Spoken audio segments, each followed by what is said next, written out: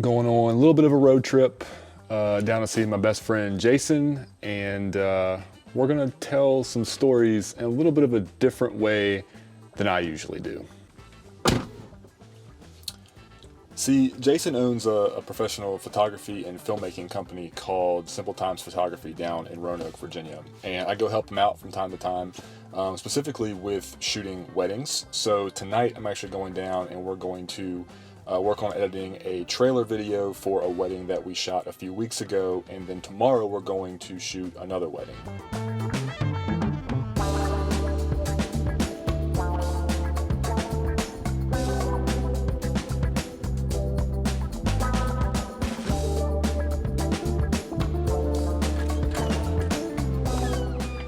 Yo! Welcome.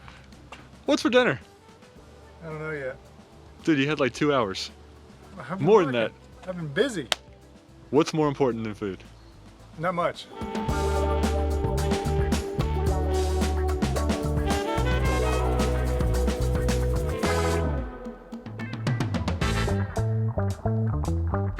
Okay. We got pizza, we ate. We had a buzz ball, a small alcoholic beverage. So now we have finally sat down, it's about 8:15. We are going to edit this movie trailer. Now, I mentioned earlier that you own a photography and filmmaking business. I'm a writer, of course. We've been best friends basically our entire lives, right? I mean, from the time we were like 8 or 9 years old. Yep.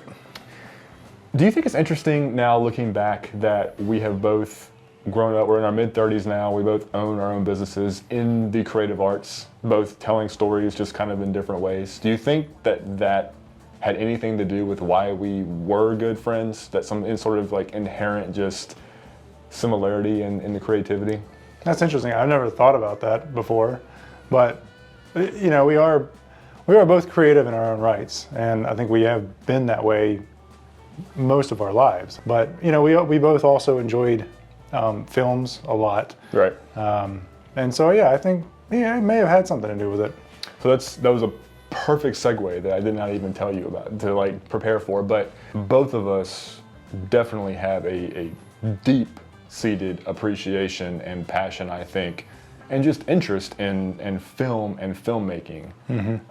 And that just feeds right into our love of telling stories. We like good stories, which is what we're getting ready to do right now. What I wanted to actually ask you a little bit about. So you do a lot of weddings. We're working on weddings now. We're filming one tomorrow. Tonight we're making a trailer video for a wedding we shot a few weeks ago. I don't really have the equivalent of that with what I do. Like, there are book trailers, we've made some for my books, but those are more like we're creating visuals where there was none. We're creating visuals that kind of just, you know, show the theme or the tone of my book to get readers interested and maybe want to buy it. What is it that you're doing with a trailer for a wedding film? And like, what are you looking to do with it, and why do you do it? Versus, because I know you give the couple the full deliverable, like the full length wedding highlight reel, you know, 8-10 minutes, whatever it is they've decided they want from you. Well, I think it's probably twofold. A is to have more content. I think it's a great marketing tool because it is quick to put out on social media. Usually we like to have it under 1 minute or right at 1 minute, so it fits on Instagram. And it's easy to share, it's bite size. And it also is really important. I think the couple really love it. I think they really like having something, you know, if we can get it in under 2 weeks, usually I like to try 1 week, but it's like, that's while everything is still pretty like exciting and they just had their wedding and now we are throwing together this quick little 1 minute teaser trailer from their day. I think it's great for them. I think it's great for us. So that's why we put it together. This is the first time that we've ever done one together. So what is it that you sit down with in mind when you create this trailer? Because I know you tell the full-length story of the day in the full-length video. What do you do with the trailer? How do you even begin to put that edit together? You know, and that's sort of weird because I sort of make that up as I go. I wish I did have a template or a map that I can follow, and I often try to think of one while I'm doing it because that would make the process easier. But a lot of the time I go through all of the footage, every single clip, every single second of every clip. And I go through and I favorite what I like from the whole day. And then at that time, I sort of have an idea of kind of what I'm gearing towards or what I'm going for the film, maybe just the tempo and the feeling for the day.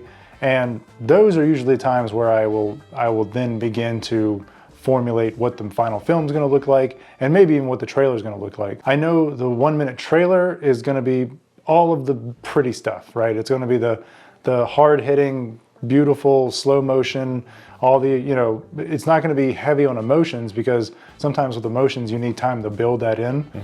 But I think it's going to be all the pretty stuff from the day. Do you look at the full length highlight video as almost like a 3-act structure, the same way I look, like books and movies can kind of have 3 acts?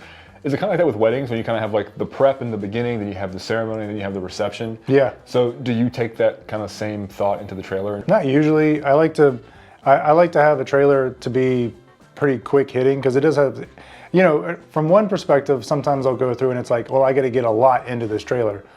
But then by the end of it, I end up cutting a lot out because I only have 1 minute. It gets too long. Yeah. Yeah. So I don't think it has like a beginning, middle, and end to it. I think it's just like just now, like I started it. I'm like maybe 10 seconds in. I've hit a drone shot and I went right into some of the romantic stuff. Got it. Well, let's do it. I'm excited to see what this looks like. All right. All right.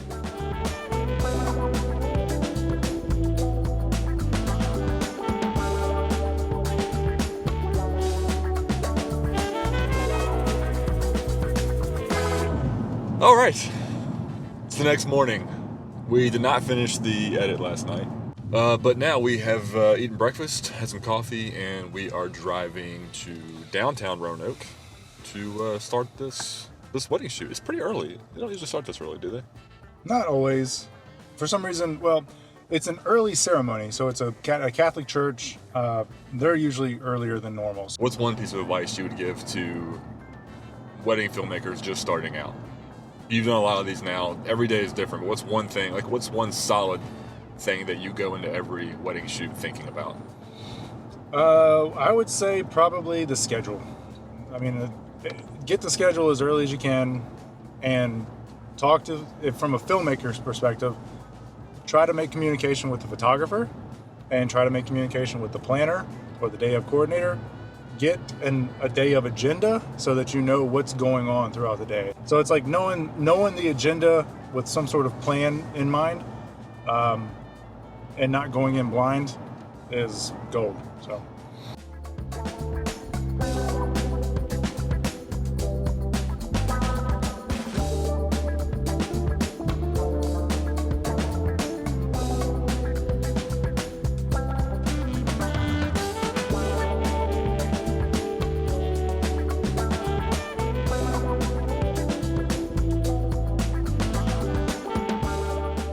Man, I'm so hot. I'm sweating. It's almost 4 o'clock. We've done all the getting ready stuff. We did the ceremony. We did after the ceremony. Now following a Rolls Royce. We're following a Rolls Royce, which is the coolest thing I've said in a while. To the where are we going? We're not going to the reception yet. Park. We're going to a park. It's a Wasina Park. Okay, we're going to a park to do just what, some portrait stuff? So we got wedding party portraits at the church, and we thought we were going to have to just get them all there. Because we planned on doing them at Wasina Park too, because we couldn't find the bus. But now the bus is behind us. You can probably see it, maybe not. But bus is behind us. They showed up, so we're taking everybody there now. So we're gonna get wedding party shots there. Then the bus is gonna leave with the rest of the party, and we're gonna just keep the bride and groom. And we're gonna get some couples portraits. I like to call them romantics. All right. See you in a little bit.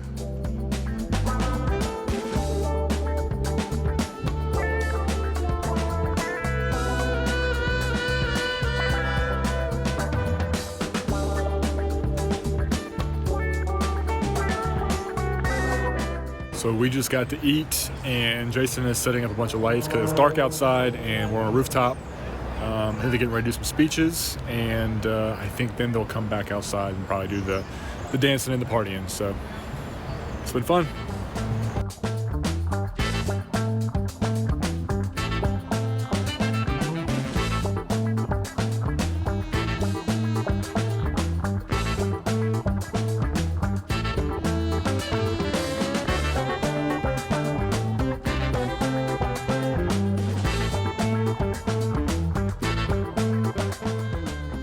Here's the question everyone wants to know the answer to.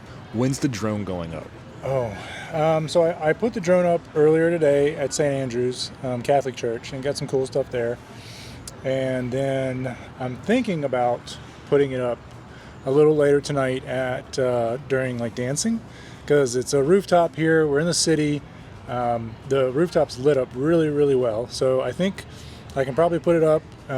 It's not, the sensor on that drone is not great, but I think we might be able to get some cool stuff. So I'm excited. yeah, it should be pretty cool. Hopefully it'll be cool. All right, so it's the next morning. It got kind of late last night, and Jason and I were both tired, and we didn't actually film an end of the night kind of outro to the video. And then this morning we just got up, had some coffee, and I started heading home. But this is the end of the video, and I just wanted to say thank you if you've made it this far. I made this video mostly just for fun for myself, to be creative in some different ways, and also to showcase Jason and his creativity and show what it's like to work with another creator, to show some of his insight into what it's like to be a wedding filmmaker and how he tries to tell his story, through the wedding day. It's a busy day, so it was kind of hard for us to stop and film some of those like question and answer, give me your thoughts moments. I did try to film some, behind the scenes stuff of Jason in action while we were working with my phone. So I have, I put some of those in the video, but we did talk about maybe filming like an official behind the scenes video for him and his channel, what it's like to be a wedding filmmaker, like a full day start to finish. So we might do that in the future. And also, now that his wedding season is winding down, we do have plans to hopefully make, one or two other short films, fictional, fun short films that we can have some fun with. We've done some of those in the past. It's been a couple years, so we're kind of itching to make something more just for fun, just for us. So if we do any of that, I'll definitely let you guys know. We'll show behind the scenes of that, our whole process, from the writing, from the editing, and the filmmaking all together. So that's where we stand.